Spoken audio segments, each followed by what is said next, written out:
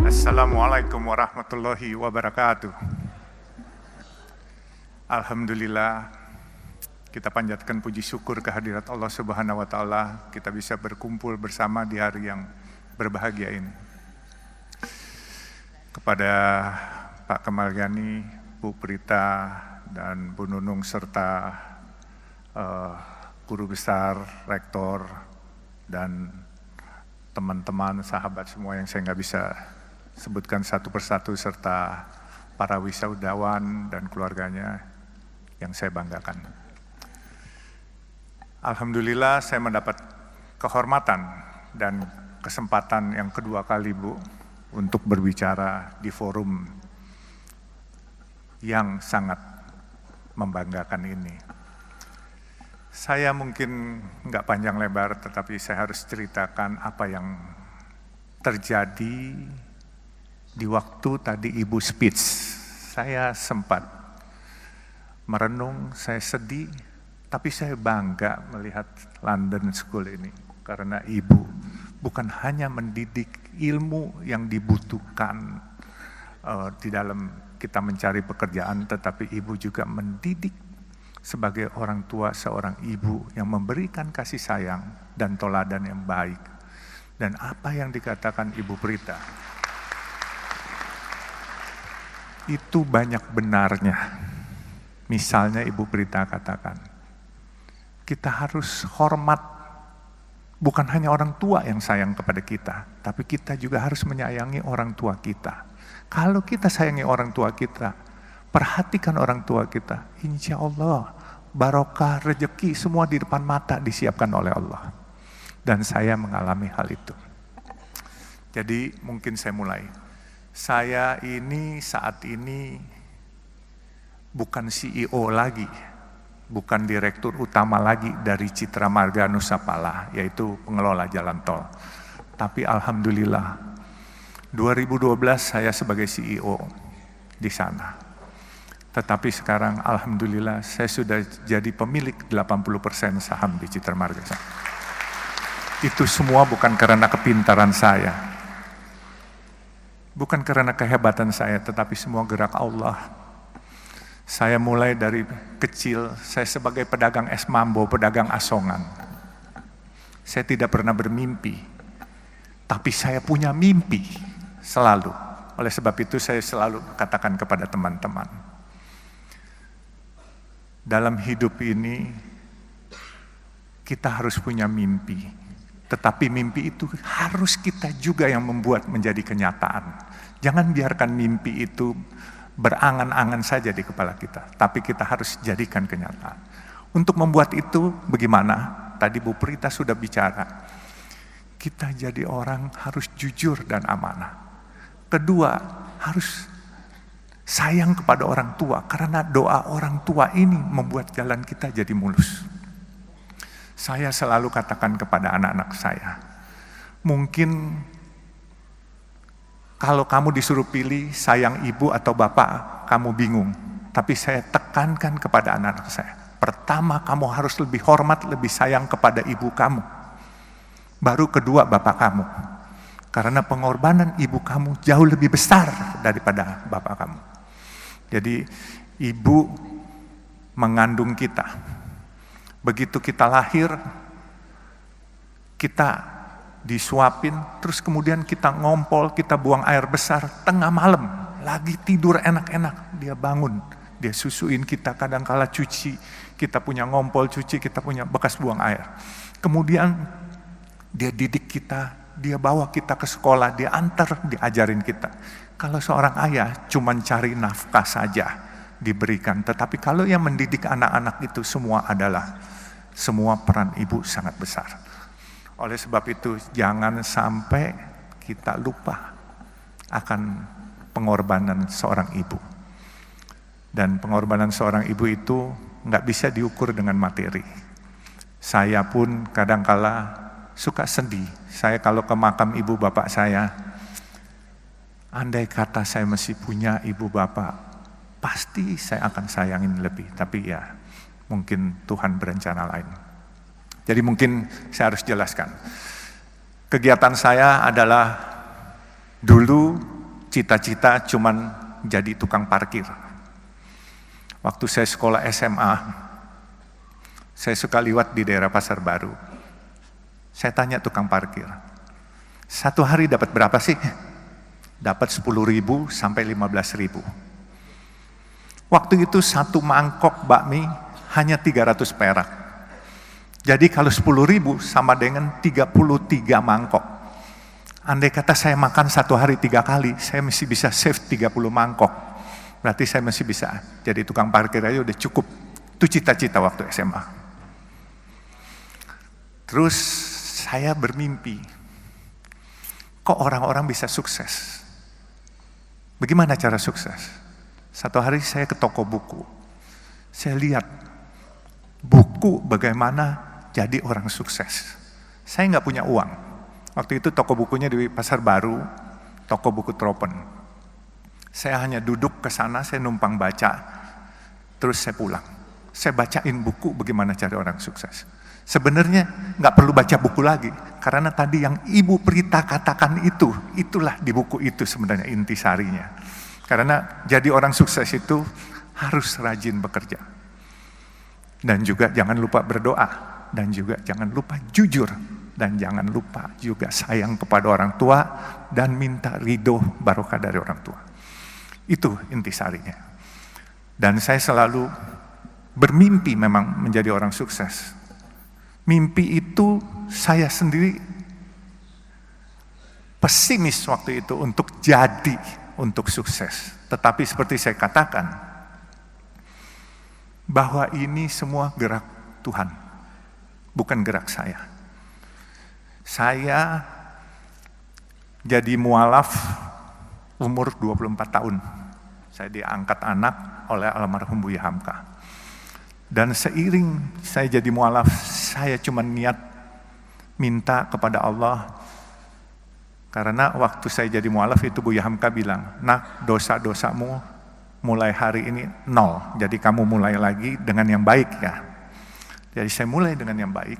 Dan saya niat minta kepada Allah, ya Allah, dengan perkenan Engkau, kalau memang diperkenankan, aku ingin mengharumkan nama Islam dan aku ingin sukses. Sukses itu entah bagaimana, apakah punya nama besar, apakah punya harta, saya bilang terserah. Rupanya doa saya dijabah Allah. Dan saya bisa mendapat kesempatan mempunyai usaha. Saya punya usaha kayu dulu di Kalimantan, saya bikin triplex. Tapi waktu Orde Baru, karena saya kurang dekat dengan pemerintahan waktu itu, akhirnya saya dikeluarkan satu surat untuk tidak dilayani dokumentasinya. Akhirnya saya tutup pabrik saya, 11.000 karyawan saya harus pulang ke Jawa itu semua. Dan saya nggak kecil hati. Saya bilang, ya Allah, kalau memang ini rencanamu, nggak apa-apa. 11.000 karyawan bedol desa semua pulang. Saya diam, terus saya coba lagi untuk berusaha lagi. Tetap kadangkala jatuh bangun itu pasti. Ya ada hal-hal waktu 2008, saya ingat itu pabrik tahun 94 saya tutup dan saya 2008 diajak seorang teman. 14 tahun saya pensiun itu ibaratnya nggak ada kerjaan. Diajak seorang teman untuk ikut di perusahaan pemboran minyak lepas pantai. Tapi 1 tahun saya bilang ini bukan bidang saya. Kemudian saya tahun 2012 saya ditawarkan oleh pemegang saham yang sedang berantem, pemegang saham jalan tol Citra Marga Nusa Pala Persada. Itu jalan tol dalam kota, dan sekarang ini kalau perusahaan tol swasta terbesar adalah Citra Marga. Jadi saya ceritakan juga, inilah mungkin yang paling penting.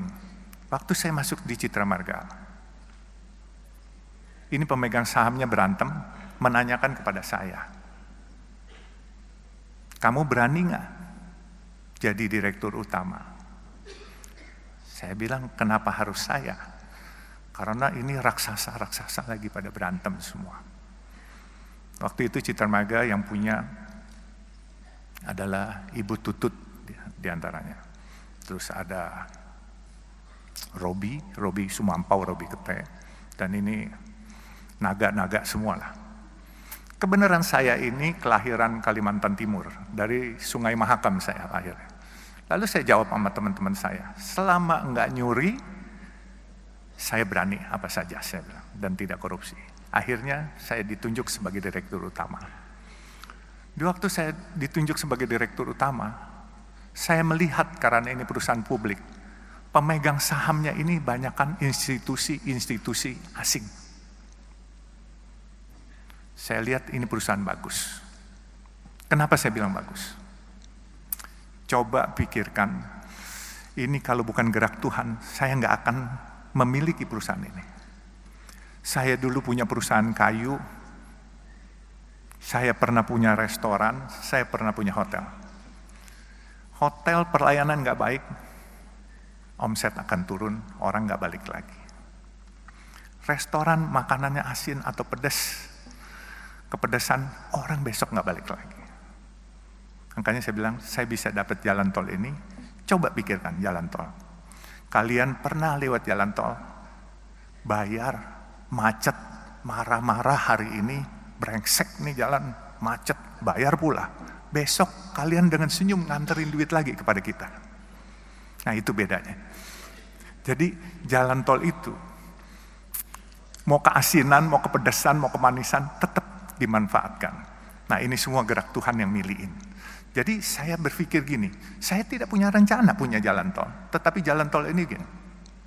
Kalau saya tidur, jam 10 malam, itu truk-truk besar yang nyariin duit sampai subuh jam 5 pagi.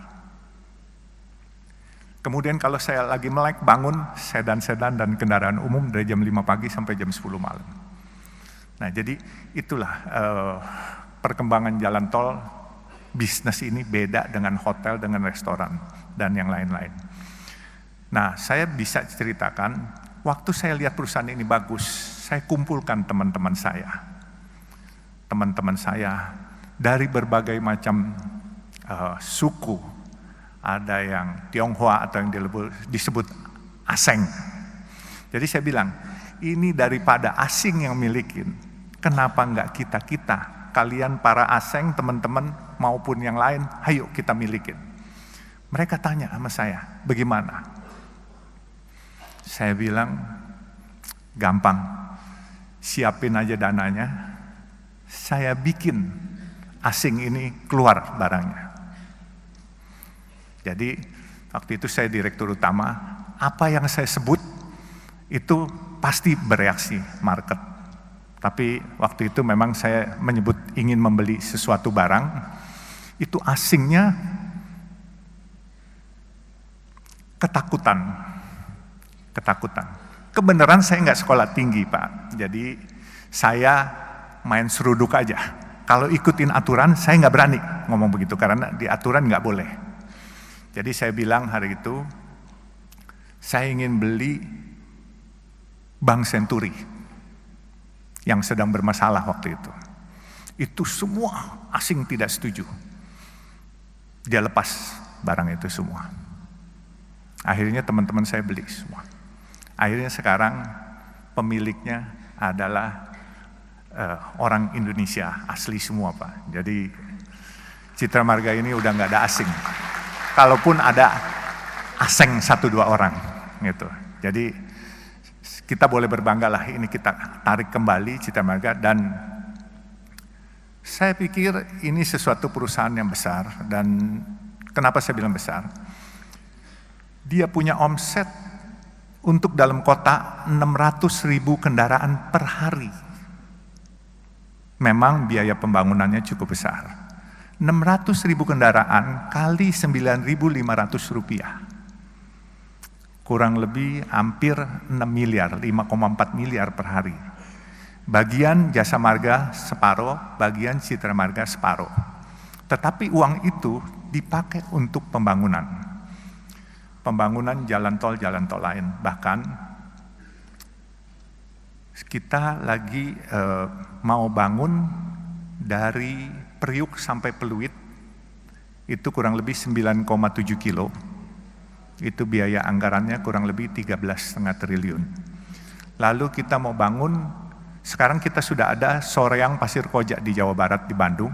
Dari Pasir Koja kita mau mengurai kemacetan di Bandung kota, kita akan bikin jalan menembus Gatot Subroto, Soekarno-Hatta sampai Pasopati. Itu kurang lebih 9 triliun. Jadi 22,5 triliun kita butuhkan. Kita bukan hanya butuhkan modal, kita juga butuhkan tenaga-tenaga. Dalam kesempatan ini saya tantang wisudawan-wisudawan baru. Ayo bergabung di kami. Kita butuh tenaga kita, tenaga Indonesia sendiri. Dan jangan biarkan proyek-proyek bagus ini dikerjakan oleh orang lain, orang asing. Kita harus mampu dan aku yakin bahwa kita bisa. Dan tadi saya bicara dengan Pak Kemal,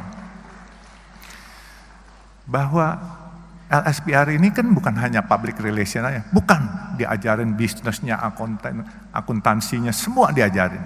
Jadi saya bilang, banyak tempat-tempat yang kita bisa siapkan. Dan saya butuh fresh graduate sambil kita grooming, karena jujur Citra Marga ini perusahaan yang sudah mungkin 40 tahun dan staff-staff kita getting older semuanya, jadi kita perlu grooming yang muda-muda.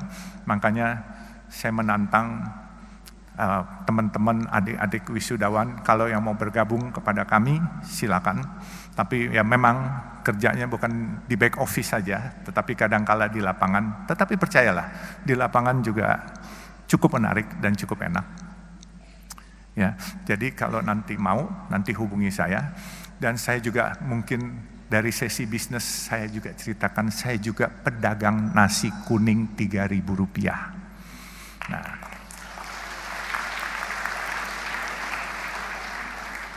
mungkin orang bertanya, kenapa saya dagang nasi kuning Rp3.000? Tadi Pak Kemal nanya, kenapa nggak kasih gratis? Saya beli nasi kuning 10.000, saya jual 3.000. Secara matematika, orang bilang rugi, saya bilang untung. Gitu. Nanti saya ceritain kenapa untungnya. Saya harus ceritakan juga, tadi bicara dengan Pak Kemal. Kok nggak dikasih gratis saja? Kalau saya kasih gratis, saya memonopoli sedekah itu dan saya memonopoli pahala itu. Tapi kalau saya jual 3.000, saudara-saudara kita yang biasa makan 10.000, dia bisa makan 3.000, dia bisa sedekah buat orang lain yang di bawah dia 3.000 juga, dia mesti save 4.000. Jadi bukan bisnis aja yang nggak boleh dimonopoli, sedekah juga nggak boleh monopoli, pahala juga nggak boleh dimonopoli. Nah, saya tekankan, siapapun yang ingin ikut program nasi kuning saya, kemarin siang baru dibuka di Kelurahan Menteng, Jalan Anyar, bekerja sama dengan SMP negeri setempat. Itu nasi kuning, tapi dia seminggu sekali. Saya biasa buka Senin sampai Jumat, kita udah ada 12 outlet. Saya ada di Semarang, di depan markas Tentara Kesatriaan, di Bandung, di depan markas Yonsipur, sama di Jalan Banten, situ ada 2. Terus kita ada di Cimanggis, Karawang, dan Jakarta. Jakarta cukup banyak kita. Di kantor Sunter, di Masjid Baba Alun di daerah Warakas, Papango. Nah, itu nasi kuning, program nasi kuningnya kita harus beli dari warung setempat. Saya bilang, nggak boleh kita masak sendiri, catering sendiri. Selama masih ada warung setempat, kita harus beli dari warung setempat. Ada 5 warung, kita gilir. Hari Senin warung pertama, Selasa warung kedua, dan seterusnya. Mereka tanya, kenapa? Saya bilang, kita mau sedekah. Mereka mau cari nafkah, warung-warung kecil setempat. Kita mau mencari pahala, cari barokah. Mereka mau cari uang buat anak-anaknya sekolah. Kalau mereka jual 10.000, kita di sampingnya jual 3.000. Yang dapat bukan barokah dari mereka, sumpah serapah. Karena mereka tidak bisa bersaing dengan kita. Jadi saya bilang, selain kita membantu kaum duafa, kita harus berdayakan warung setempat, bukan kita matikan.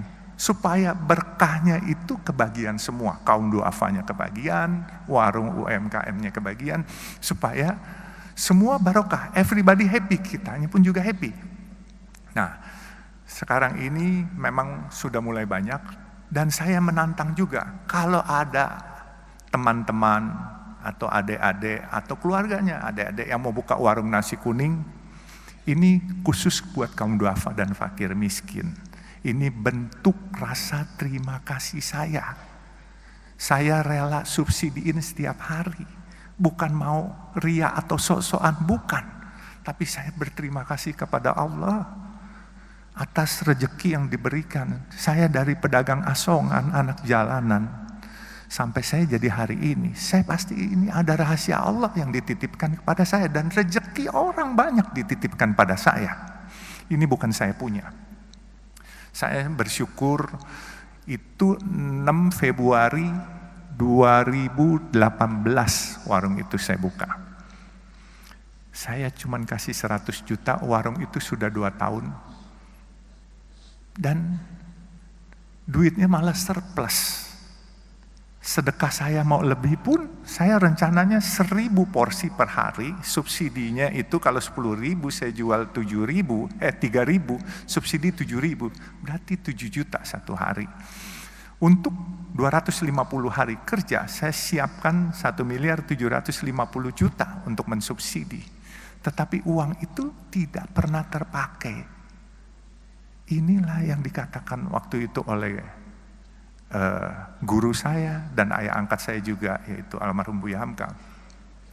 Fastabikul khairat, kalau kamu mau berbuat kebaikan di jalan Allah, pasti Allah cariin duitnya. Padahal saya mau keluar duit sendiri, tapi dicariin duitnya. Nah sekarang ini warungnya udah ada 12, di Banjarmasin juga ada, dan warung itu memang kita khususkan buat kaum duafa dan fakir miskin, dan kita beli dari warung setempat, dan tidak boleh dibungkus bawa pulang, harus makan di tempat. Karena apa? Kita sadar masyarakat kita masyarakat yang kreatif dan pinter. Kalau dibungkus ntar dijual 6.000, mereka cari untung di situ. Jadi harus makan di tempat. Jadi nggak boleh dibungkus dibawa pulang. Kecuali makanan ini tidak habis, kami bungkus, kami bagiin ke lampu merah, kasih gratis, nggak dijual. Jadi mungkin nasi kuning sudah, bisnis sudah, dan saya tantang siapa yang mau buka nasi kuning, ayo, yang mau ikut gabung di perusahaan, ayo, ya kan. Sekarang perusahaan ini jujur saya juga kaget-kaget. Dulu mimpi punya pegang uang 22 juta aja kayaknya susah setengah mati. Tahu-tahu proyek dikasih 22,5 triliun dari pemerintah. Ini satu kepercayaan yang luar biasa. Anak jalanan loh, anak kampung. Dan saya cuma punya mimpi satu di terakhir lagi saya ceritakan. Mimpi saya baru terrealisasi 3.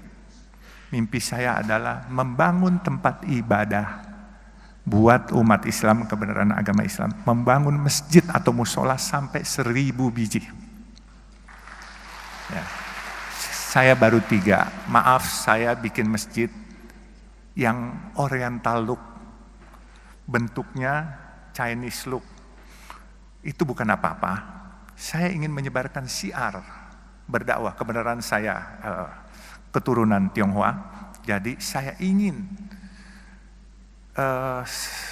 mencoba menyebarkan syiar kepada teman-teman Tionghoa, kebaikan dari agama Islam apa, supaya mereka tidak jauh, sehingga saya bikin bentuknya seperti yang ada di negara Tiongkok. Makanya saya bikin pertama di masjid di Warakas Papango, itu masjid Baba Alun pertama.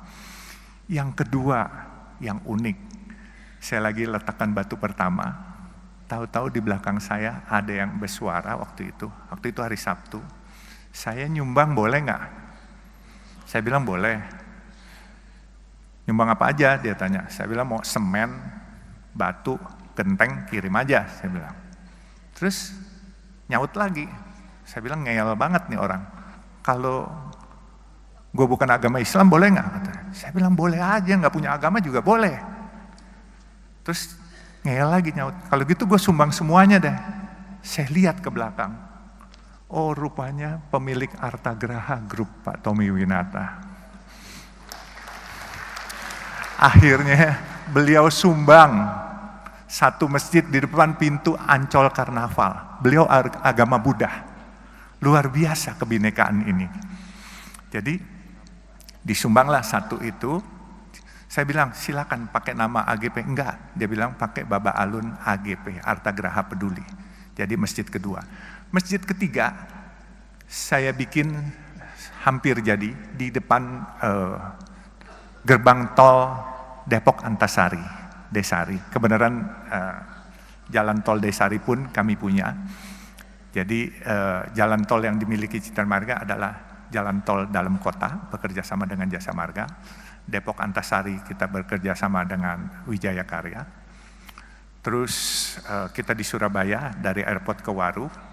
Kemudian di Bandung kita dari Soreang Pasir Koja, nantinya North South Link yang menembus ke Pasopati.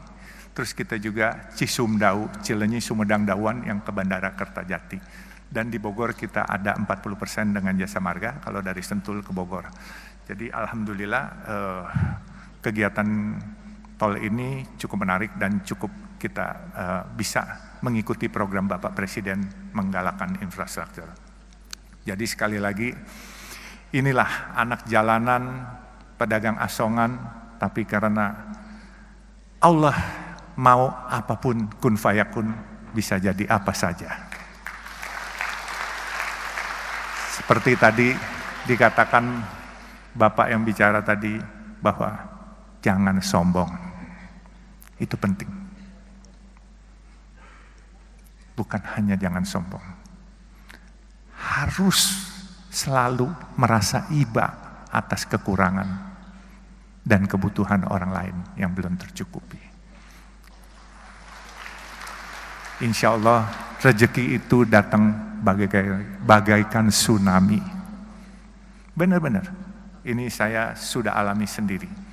Saya alhamdulillah, buat saya dulu megang proyek atau megang duit 22 juta nggak bisa. Sekarang kalau dikasih proyek 22,5 triliun tidak akan merubah lifestyle saya. Saya tetap berpenampilan ke kantor pakai celana jeans. Berhubung ini di tempat terhormat saya pakai celana jeans hitam Pak, maaf ya Pak. Biasanya warna biru gitu. Jadi saya tetap juga, ini pakaian agak bagusan dikit Pak. Kalau enggak pakaian saya agak compang-camping Pak. Jadi maaf nih Pak. Jadi enggak boleh sombong, itu kunci paling sukses. Karena apa? Kalau kita enggak sombong, kita selalu mau tahu dan bertanya. Saya belajarnya ini dari supir dan dari marketing rokok. Waktu saya umur 17, tetangga saya itu agen rokok. Jadi saya suka duduk ngobrol sama supirnya, sama marketingnya. Saya selalu tanya. Kalau nggak sombong pasti kita mau bertanya. Kalau sombong, misalnya orang ngomong apa, kita sok bisa, padahal kita nggak ngerti apanya. Itu kita harus tanya. Nggak usah malu-malu, tanya apaan sih. Ini menambah wawasan kita. Nah setelah menambah wawasan kita, insya Allah kita jadi pinter. Saya sekolah tidak lulus kayak adik-adik wisudawan sekarang.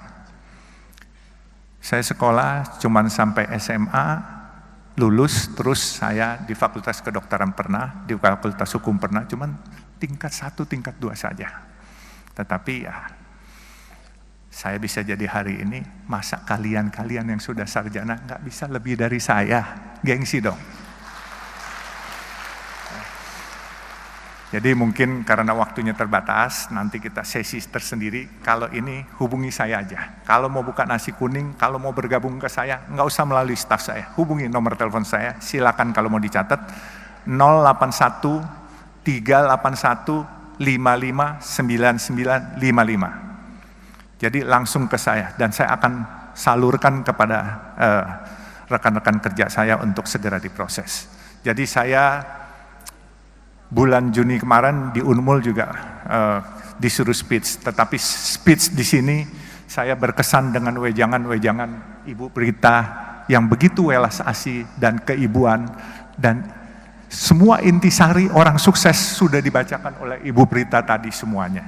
Jadi camkan itu kata-kata, insya Allah kalian semua akan berkiprah dan sukses, dan aku yakin lebih sukses dari saya. Amin, amin ya Rabbal Alamin. Kurang lebihnya saya mohon dimaafkan.